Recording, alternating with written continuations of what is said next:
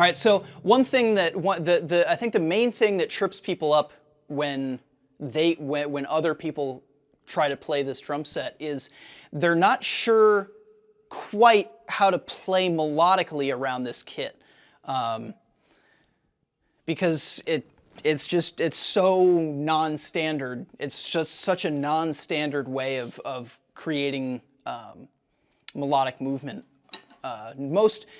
Most people will play like if they're a right-handed, right-footed drummer, or even if they're a left-handed but right-footed drummer, they'll their toms will start here on the left and they'll go around to the right, so that the small ones are here and the big ones are here. For anybody out there that's a left hand, left foot, or even right hand, left foot, you probably do the opposite. Like Phil Collins, his small toms are on this side and they went around the other way. So this particular setup is actually both. And this is an idea I stole from Mike Mangini. So you can either play it like a right-handed drum set, or you can play it like a left-handed drum set. But most of the time, what's more interesting to do is to use double strokes or some other type of, not single strokes, and to play down the kit, starting in the middle and then go left, right, left, right, left, right. So like that. And there's a bunch of different ways that I've seen and that I figured out to be able to do that. Like you can use paradiddles. If that's one, if that's one paradiddle, then the next one can go.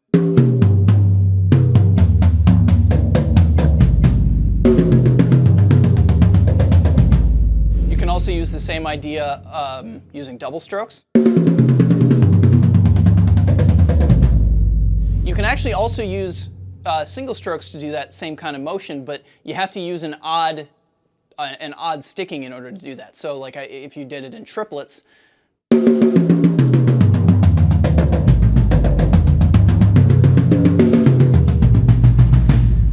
can do stuff like that. If you were to try and commit to only using one hand, then you would start low, go high, and then go back low. Same thing, you can do that leading with the left hand, so on and so forth. But so that's what trips people up about it. Now, in terms of the actual melodic nature of these drums, the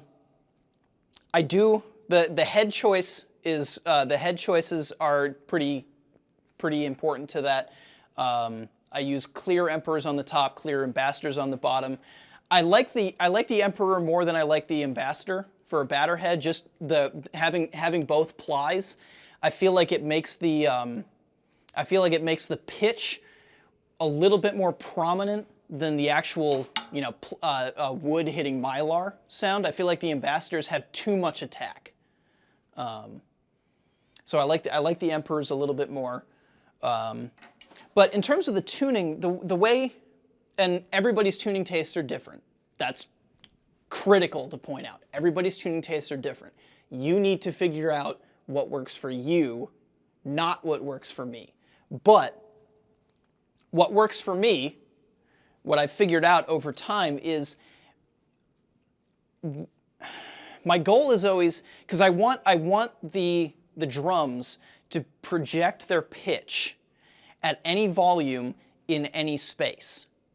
So if I take all of the mics away and you stand 400 feet away in the middle of a grassy open field, I still want you to be able to hear the pitch of every single drum. So I need the pitch to jump out as soon as I hit the drum at any dynamic volume, at any speed, in any space. So the way I figured out that works, or like the way I figured out how to do that for myself, is I actually tune not with a stick. Well, I'll take a drum key, but in order to test the pitch, I actually just use my finger.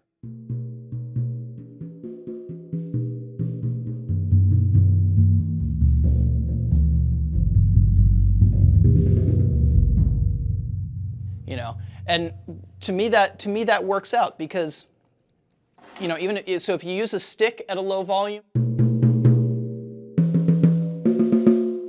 you still hear the pitch, but you also hear definitely more of a, you know, like I've been talking about, this kind of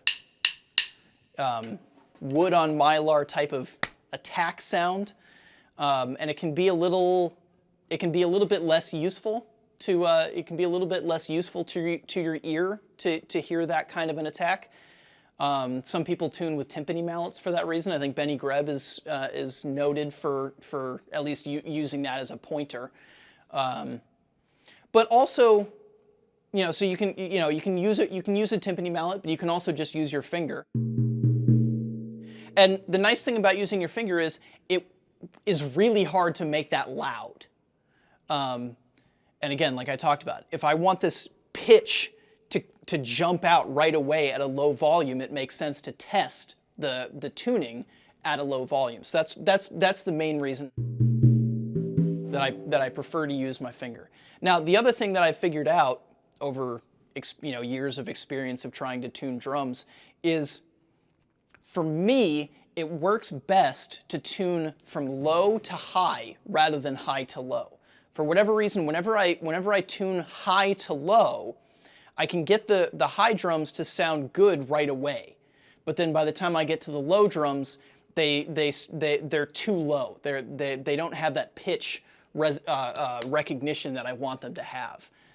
They start having really weird overtones, or they start sounding more like Simmons drums. Like a lot of times I'll hit the floor tom and it'll go, you know, it'll go wow. I think we're all pretty familiar with what that sound is. So for me, it makes more sense to tune from low to high.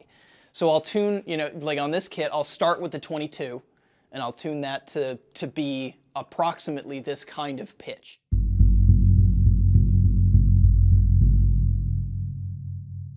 Because I know that's the sound that I want. And then, you know, from there, I'll tune the rest of the drums. And I know from experience now that if I tune the 22 to that pitch, by the time I get to the 10, it'll be that pitch, you know, the 12 will be the 13.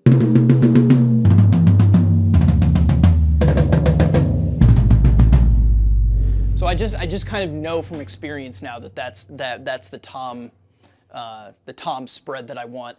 Bass drum, I mean, I think I have 2 towels in there, but you know, it's just standard 24-inch kind of short muffled bass drum sound. There's nothing hugely special about that sound.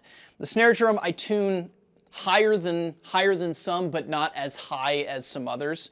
Again, because I want it to be sensitive. I really want to be able to play anything on this drum. And sometimes if it's too tight, then you don't get the classical sensitivity for buzz rolls.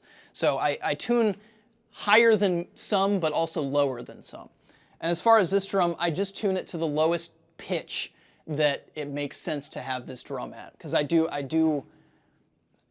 look at this as being pitched in the same way, or in the same spread as these. This is kind of just like in the same way that you'd put a china on your kit, so because it's different than any of your crash cymbals. I look at this the same way. This is a different timbre that I use when I need it, rather than necessarily being incorporated into every single fill, which is why I'm okay that it's that far behind me and it's actually hard to play two hands on. I don't mind that at all. So that's my concept of tuning. And yeah, I think next we're going to look at some cymbals.